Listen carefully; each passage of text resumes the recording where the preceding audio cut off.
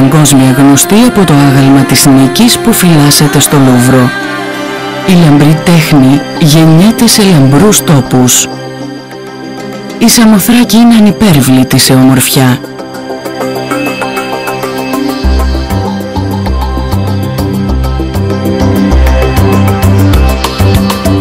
Οι κάβυροι και τα αρχαία μυστήρια σε καλούν στις βάθρες και τους ναούς.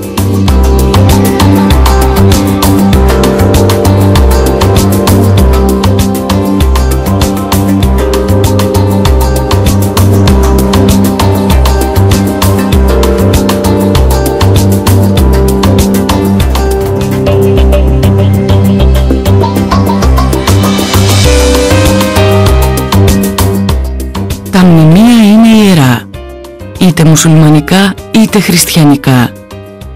Πρέπει να μείνουν μακριά από τις πολιτικές των λαών.